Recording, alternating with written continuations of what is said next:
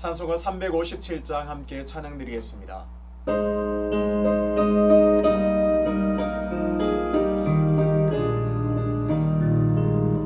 주 믿는 사람이 일어나 다 힘을 합하여 이 세상 모든 마귀를 다쳐서 멸하세. 저 앞에 오는 적그를 다 싸워 이겨라. 주 예수 믿는 힘으로 온 세상이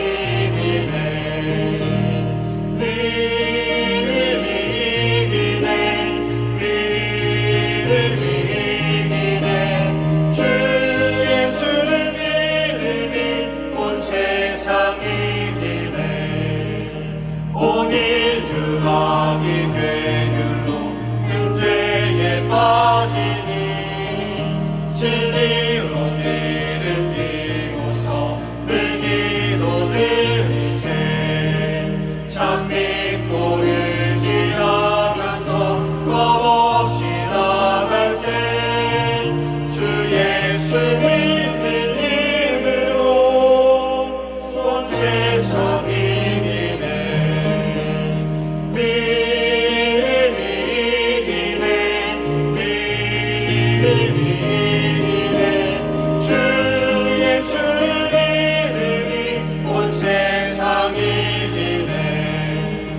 끝까지 이긴 자에게 이 옷을 입히고 또 영생 복을 주시니 참 기쁜 일일세. 이 어두운 세상 지나서 저 천성 가도록 주 예수 믿는 힘으로 온 세상이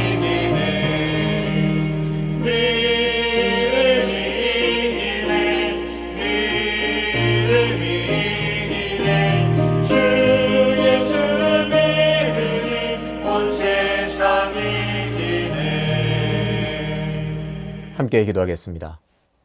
아버지 하나님, 새벽마다 놀라운 새 은혜로 우리를 채워주시고 주의 날개 깃으로 우리를 덮어주셔서 감사합니다. 그래서 녹록지 않고 고단한 인생길도 주님 주신 능력과 힘으로 거뜬하게 살아갈 수 있음을 감사하며 고백합니다. 하나님, 오늘을 살아갈 때에도 하나님의 크신 권능과 은혜로 말미암아 기쁘게 승리할 수 있는 복된 삶이 될 수 있도록 인도하여 주시옵소서. 늘 살아갈 때에 하나님을 기억하게 하시고 하나님께서 원하시고 하나님께서 기뻐하시는 일들을 잘 분별하여서 하나님 기뻐하시는 것들이 우리 속에 충만할 수 있도록 인도하여 주시옵소서. 늘 말씀 있게 우리 가운데 역사하게 하시고 늘 하나님께 부르짖어 기도하는 심정으로 하나님께 늘 인도함을 받아 하나님께서 베푸시는 선한 길로 인도함 받게 도와 주시옵소서.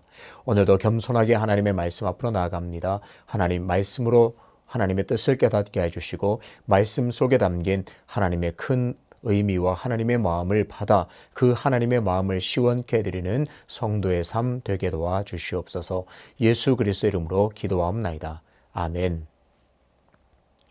오늘 함께 통독할 말씀은 신명기 24장입니다. 사람이 아내를 맞이하여 데려온 후에 그에게 수치되는 일이 있음을 발견하고 그를 기뻐하지 아니하면 이혼 증서를 써서 그의 손에 주고 그를 자기 집에서 내보낼 것이요 그 여자는 그의 집에서 나가서 다른 사람의 아내가 되려니와 그의 둘째 남편도 그를 미워하여 이혼 증서를 써서 그의 손에 주고 그를 자기 집에서 내보냈거나 또는 그를 아내로 맞이한 둘째 남편이 죽었다 하자 그 여자는 이미 몸을 더럽혔은즉 그를 내보낸 전 남편이 그를 다시 아내로 맞이하지 말지니 이 일은 여호와 앞에 가증한 것이라. 너는 내 하나님 여호와께서 내게 기업으로 주시는 땅을 범죄하게 하지 말지니라. 사람이 새로이 아내를 맞이하였으면 그를 군대로 내보내지 말 것이요 아무 직무도 그에게 맡기지 말 것이며 그는 1년 동안 한가하게 집에 있으면서 그가 맞이한 아내를 즐겁게 할지니라. 사람이 맷돌이나 그 윗짝을 전당 잡지 말지니 이는 그 생명을 전당 잡음이니라. 사람이 자기 형제 곧 이스라엘 자손 중 한 사람을 유인하여 종으로 삼거나 판 것이 발견되면 그 유인한 자를 죽일지니 이같이 하여 너희 중에서 악을 제할지니라. 너는 나병에 대하여 삼가서 레위 사람 제사장들이 너희에게 가르치는 대로 내가 힘써 다 지켜 행하되 너희는 내가 그들에게 명령한 대로 지켜 행하라. 너희는 애굽에서 나오는 길에서 내 하나님 여호와께서 미리암에게 행하신 일을 기억할지니라. 내 이웃에게 무엇을 구워줄 때에 너는 그의 집에 들어가서 전당물을 취하지 말고 너는 밖에 서 있고 내게 꾸는 자가 전당물을 밖으로 가지고 나와서 내게 줄 것이며 그가 가난한 자이면 너는 그의 전당물을 가지고 자지 말고 해질 때에 그 전당물을 반드시 그에게 돌려줄 것이라. 그리하면 그가 그 옷을 입고 자며 너를 위하여 축복하리니 그 일이 내 하나님 여호와 앞에서 내 공의로움이 되리라. 곤궁하고 비난한 품꾼은 너희 형제든지 내 땅 성문 안에 우고하는 객이든지 그를 학대하지 말며 그 품삯을 당일에 주고 해진 후까지 미루지 말라. 이는 그가 가난함으로 그 품삯을 간절히 바람이라. 그가 너를 여호와께 호소하지 않게 하라. 그렇지 않으면 그것이 내게 죄가 될 것임이라. 아버지는 그 자식들로 말미암아 죽임을 당하지 않을 것이요 자식들은 그 아버지로 말미암아 죽임을 당하지 않을 것이니 각 사람은 자기 죄로 말미암아 죽임을 당할 것이니라. 너는 객이나 고아의 송사를 억울하게 하지 말며 과부의 옷을 전당 잡지 말라. 너는 애굽에서 종되었던 일과 내 하나님 여호와께서 너를 거기서 속량하신 것을 기억하라. 그러므로 내가 내게 이 일을 행하라 명령하노라. 내가 밭에서 곡식을 벨 때에 그 한 뭇을 밭에 잊어버렸거든 다시 가서 가져오지 말고 나그네와 고아와 과부를 위하여 남겨두라. 그리하면 내 하나님 여호와께서 내 손으로 하는 모든 일에 복을 내리시리라. 내가 내 감람나무를 떤 후에 그 가지를 다시 살피지 말고 그 남은 것은 객과 고아와 과부를 위하여 남겨두며 내가 내 포도원의 포도를 딴 후에 그 남은 것을 다시 따지 말고 객과 고아와 과부를 위하여 남겨두라. 너는 애굽 땅에서 종되었던 것을 기억하라. 이러므로 내가 네게 이 일을 행하라 명령하노라. 아멘. 이웃들의 축복을 받는 사람이라는 제목으로 말씀을 전하겠습니다. 신명기 24장은 모세의 두 번째 설교에 해당하는 부분입니다. 이스라엘이 구체적으로 지켜야 하는 율법 중에서 기타 사회 질서에 관한 율법입니다. 오늘 본문 24장에서는 하나님께서 중요하게 여기시는 부분이 무엇인지 그리고 하나님의 마음이 어디로 향하고 있는지를 자세하게 볼 수가 있습니다. 신명기에서 뚜렷하게 나타나고 또 하나님께서 반복적으로 주시는 명령이 있습니다. 바로 사회적 약자를 잘 돌보라는 명령입니다. 바로 객과 고아와 과부를 잘 돌보라고 계속적으로 반복해서 말씀하십니다. 당시의 객과 고아와 과부는 그야말로 사회적 약자였습니다. 하나님께서는 그들이 스스로의 힘으로 살아갈 수 없기 때문에 그들을 구체적으로 도와서 살아갈 수 있도록 함께 살아갈 수 있도록 도우라고 명령하십니다. 그래서 24장 첫 부분에 나오는 이혼과 재혼에 관한 규례에서도 이런 맥락을 발견하게 됩니다. 당시의 여자는 힘이 없었습니다. 그리고 남자들은 자기 마음대로 일방적으로 이혼을 해서 여자를 내쫓아 버리는 일들이 일수였습니다. 그러면 그 여인은 살아갈 수 없습니다. 도저히 살아갈 수가 없습니다. 그래서 하나님께서는 이혼 증서를 써서 내보내게 하고 그 여인은 다른 사람과 결혼하여 안전하게 살아갈 수 있는 길을 열어주셨습니다. 어떻습니까? 이혼과 재혼 이런 문제에서도 당시의 사회적 약자인 여자를 돌보고 그 여자가 그 여인들이 그래도 계속 그 삶을 이어갈 수 있도록 하나님께서 율법으로 정해주셨습니다. 이런 사회적 약자를 돌보라는 하나님의 명령은 10절부터 13절에서 더욱 구체적으로 나타납니다. 바로 전당물에 관한 율법인데요. 우선 이 율법은 특징이 있습니다. 채권자 중심이 아니라 채무자 중심의 율법입니다. 그러니까 돈을 꾸어주는 사람 중심이 아니라 돈을 꾸는 사람, 가난하고 좀 힘이 들어서 돈을 꾸는 사람들 중심의 율법입니다. 다르게 말하면 돈을 빌려주는 채권자에게 유리한 율법이 아니라 돈을 빌려야 하는 채무자에게 훨씬 유리한 율법입니다. 이상하지 않습니까? 보통은 돈을 빌려주는 사람의 입장이 갑의 입장입니다. 그런데 전당물에 관한 율법을 보면 돈을 빌리는 사람이 갑처럼 보입니다. 하나님께서 이스라엘 백성들끼리 돈을 빌릴 때 이미 이자를 받지 못하게 하셨습니다. 대신에 전당물은 잡도록 하셨죠. 이 전당물을 취할 때 채권자가 채무자의 집에 들어가지 못하도록 했습니다. 당신 돈을 빌렸어? 그럼 내가 그에 맞는, 만약에 돈을 갚지 못했을 때 내가 다른 것으로 손해를 메꿀 수 있는 내가 전당물을 한번 보겠어. 내가 들어가겠다. 그렇게 하는 것을 금했습니다. 10절과 11절을 다시 보겠습니다. 내 이웃에게 무엇을 구워줄 때에 너는 그의 집에 들어가서 전당물을 취하지 말고 너는 밖에 서 있고 내게 꾸는 자가 전당물을 밖으로 가지고 나와서 내게 줄 것이며. 전당물은 일반적으로 갑인 채권자가 가치가 있는 물건을 선택하는 것이 자연스럽고 상식적입니다. 그 사람이 보아서 이 집에 이 물건이 가장 귀하구나, 이거라도 잡아야 되겠다, 그것이 자연스럽죠. 그런데 하나님께서는 전당물은 채무자가 선택해서 주도록 했습니다. 게다가 채권자가 그 집에 들어가지 못하도록 했습니다. 들어가서 부담을 주지 말고 들어가서 어떤 압박도 하지 못하게 하셨습니다. 굉장히 채무자, 가난하여 돈을 빌릴 수밖에 없는 이 채무자 중심의 율법입니다. 그렇습니다. 하나님께서는 가난한 채무자도 존중받을 수 있도록 하셨습니다. 그런데요, 어쩌면 이것보다 더 이상한 부분이 있습니다. 만약에 가난한 사람이 옷을 전당물로 주었다면 밤을 넘기지 말라고 하십니다. 정말 다른 것이 줄 것이 없어 겉옷을 전당물로 맡겼습니다. 그렇다면 그 밤이 지나지 않고 밤이 되기 전에 그 전당물을 다시 돌려주라고 하십니다. 12절, 13절입니다. 그가 가난한 자이면 너는 그의 전당물을 가지고 자지 말고 해질 때에 그 전당물을 반드시 그에게 돌려줄 것이라. 그리하면 그가 그 옷을 입고 자며 너를 위하여 축복하리니 그 일이 내 하나님 여호와 앞에서 내 공의로움이 되리라. 팔레스틴 지역의 기후는 일교차가 너무나 큰 것이 특징이라 할 수 있습니다. 한낮에는 견딜 수 없을 만큼 해가 뜨겁고 그래서 무덥지만 밤에는 견딜 수 없을 만큼 춥습니다. 그래서 이 추위 때문에 목숨을 잃게 되는 경우도 많습니다. 가난한 자들이 전당물로 옷을 맡긴다면 추운 밤을 버틸 수가 없습니다. 그러니까 가난하여 맡길 만한 다른 전당물이 없어 옷을 맡긴 이 채무자가 있다면 그에게 밤이 되기 전에 돌려주어서 그의 생명을 보존하도록 명령하셨습니다. 하나님은 이렇게 사회적 약자를 구체적으로 돌보도록 율법을 명령하셨습니다. 돈을 빌리는 사람이 갑이라고 느낄 정도로 그들을 보호하셨습니다. 이쯤 되면 이런 생각을 할 수 있습니다. 하나님의 마음도 잘 알겠고 가난한 자들을 돌보는 것도 참 좋은데 돈을 빌려주는 사람이 지나치게 손해보는 일이 아닌가? 이런 생각을 할 수 있습니다.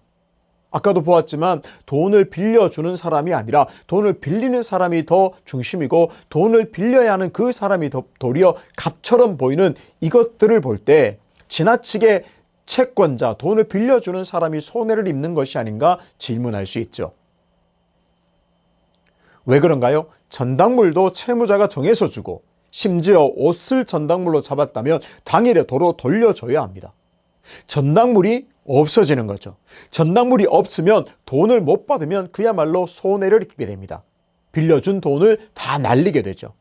하나님은 이렇게 생각할 수 있는 이스라엘 백성들에게 놀라운 말씀을 주십니다. 결코 손해가 아니고 너에게 큰 놀라운 것들이 있다, 이렇게 말씀하십니다. 13절을 다시 보겠습니다. 해질 때에 그 전당물을 반드시 그에게 돌려줄 것이라. 그리하면 그가 그 옷을 입고 자며 너를 위하여 축복하리니 그 일이 내 하나님 여호와 앞에서 내 공의로움이 되리라. 채권자의 이득은 무엇인가요? 가난한 사람들에게 돈을 빌려주고 전당물로 잡았다 할지라도 그날에 돌려주는 마치 손해처럼 보이는 그 채권자의 이득은 무엇인가요? 호의를 받은 채무자가 그 채권자를 축복하게 됩니다. 나에게 돈을 빌려주는 사람 너무나 고마운 사람이구나. 그렇게 감사하게 되고 그를 축복하게 됩니다. 율법을 성실하게 지키는 이 사람을 하나님께서 의롭게 여기십니다. 하나님께서는 율법을 따라 호의를 베푸는 사람을 축복하십니다. 반대는 어떨까요? 너무나 사정을 보지 않고 너무나 악독하게 한다면 그것이 죄가 된다. 오늘 본문에서도 밝히고 있습니다. 이처럼 그 호의를 베푸는 율법을 따라 하나님의 귀한 마음을 받아서 호의를 베푸는 사람을 이 채무자는 그 채권자를 축복하게 되고 하나님께서는 그 놀라운 것들을 의로움으로 보시고 그에게 복을 내려주시는 놀라운 은혜를 발견하게 됩니다. 잠언 29장 7절에도 이렇게 말씀합니다.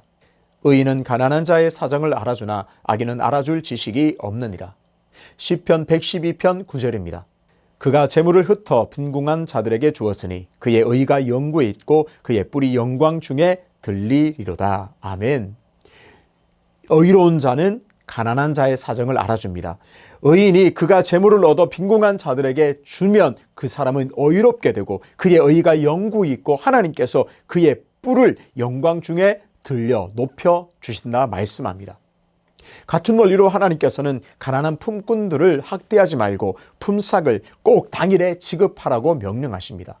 품꾼은 그야말로 하루 벌어 하루 먹고 사는 사람들이기 때문에 그 품삯을 다음으로 미루면 그 사람의 생명이 위태롭다. 그러니 품삯을 절대 다음 날로 미루지 말고 당일에 꼭 지급하라. 그렇게 말씀합니다. 그럴 때 가난한 품꾼들은 그 주인을 축복하게 되고 하나님께서는 그 주인을 의롭게 여기십니다. 추수할 때도 같은 원리가 적용됩니다.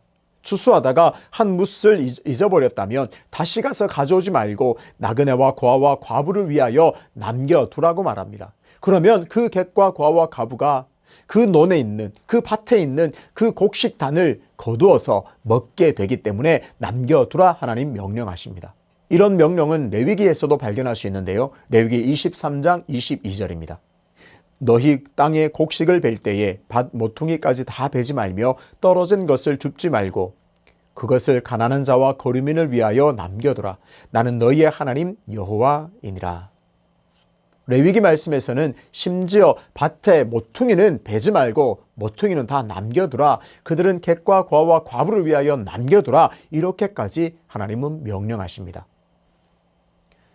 하나님께서 이렇게 객과 고아와 과부를 돌보시라는 명령을 하신 이유가 오늘 분명히 나와 있습니다. 그것은 바로 이스라엘 백성도 사회적 약자였기 때문입니다.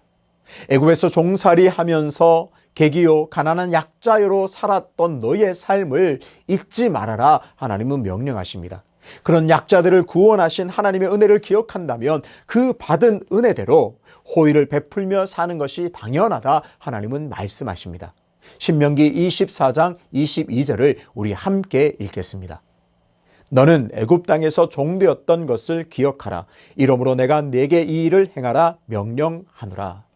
이스라엘 백성의 정체성은 분명합니다. 하나님의 선택받은 민족, 선민입니다. 이스라엘이 이스라엘이 된 결정적인 사건은 바로 출애굽입니다. 애굽에서 종살이하던 이스라엘을 하나님께서 구원하여 이끌어내셨습니다. 이제 이스라엘은 항상 종되었던 시절을 기억하고 하나님께 감사해야 합니다. 그리고 구체적으로 일상에서 약한 자들을 돌보고 그들을 존중하고 호의를 베풀며 살아가야 합니다. 그러면 호의를 받은 사람들이 그 사람을 축복하게 됩니다. 하나님은 그를 의롭게 여기시고 더 큰 은혜와 복으로 채워주십니다. 그리스도인은 한량없는 하나님의 은혜를 받은 사람입니다. 허물과 죄로 죽었던 때를 기억하고 구원하신 하나님의 은혜를 항상 감사하며 살아야 합니다. 그 은혜를 기억하며 우리의 시선을 모든 힘든 이웃들에게 돌리며 살아야 합니다. 그래서 마음과 구체적인 도움을 받은 그들이 축복하게 되는 삶을 살아야 합니다. 이웃들과 그저 좋은 관계를 넘어서 그들이 나를 축복하는 삶을 사시기를 축복합니다. 어떻게요? 내가 이웃에게 마음을 돌리고 내가 그들에게 호의를 베풀고 내가 할 수 있는 물질적, 모든 정신적 모든 마음을 담아서 구체적으로 그들에게 호의를 베풀고 도울 때 그들이 나를 축복하는 그런 삶을 살아야 할 줄로 믿습니다. 오늘 하나님께서는 이웃들이 나에 대해 무엇라 말씀하시는지 그 입을 주목하시는 분임을 알 수 있습니다. 우리는 하나님께서는 우리도 보시지만 우리 이웃들을 살펴보십니다. 우리 이웃들의 입을 주목하십니다. 그 이웃들의 입술에서 나를 축복하는 말이 있는가? 나를 정말 저주하는, 나를 그렇게 악하다고 송사하는 말이 있는가 살펴보시는 분임을 깨닫게 됩니다. 그들이 나에게 축복의 말을 할 수 있도록 그리스도의 사랑과 관심을 전하는 삶을 사시기를 축복합니다. 오늘 사회적 약자를 돌보라는 귀한 하나님의 말씀을 그대로 받아서 이웃들에게 호의를 베푸는 그런 삶을 우리가 살아야 하겠습니다. 그래서 오늘 우리의 모든 이웃들의 축복을 받는 사람이 되시기를 주님의 이름으로 축복합니다. 아버지 하나님, 우리가 이웃들을 도와야 하는 것은 우리가 다 종살이하던 애굽에서 종살이하던 것과 같은 삶을 살았음을 기억하게 하시니 감사합니다. 그리스도인은 허물과 저로 죽었던 삶에서 생명의 건짐을 받아 구원받은 백성이 되었습니다. 그 은혜 항상 기억하면서 오늘도 주위의 어려운 사람들, 하나님을 모르는 자들에게 하나님의 사랑을 전하며 하나님의 놀라운 사랑으로 호의를 베푸는 삶을 살기로 작정하오니 은혜를 더하여 주시옵소서. 그래서 오늘 주시는 말씀처럼 비록 그것이 나에게 손해될 정도라 할지라도 그렇게 호의를 베풀 때에 그들이 나를 축복하여 하나님께 영광 올려드리는 복된 삶이 될 수 있도록 인도하여 주시옵소서. 그래서 수의주일계 모든 성도님들이 그 각각의 이웃들로 말미암아 축복의 말을 듣는 참 복된 삶 되게 도와 주시옵소서. 연하여 주님 가르치신 기도로 기도하오니 하늘에 계신 우리 아버지의 이름을 거룩하게 하시며 아버지의 나라가 오게 하시며 아버지의 뜻이 하늘에서와 같이 땅에서도 이루어지게 하소서. 오늘 우리에게 일용할 양식을 주시고 우리가 우리에게 잘못한 사람을 용서하여 준 것 같이 우리 죄를 용서하여 주시고 우리를 시험에 빠지지 않게 하시고 악에서 구하소서. 나라와 권능과 영광이 영원히 아버지의 것입니다. 아멘.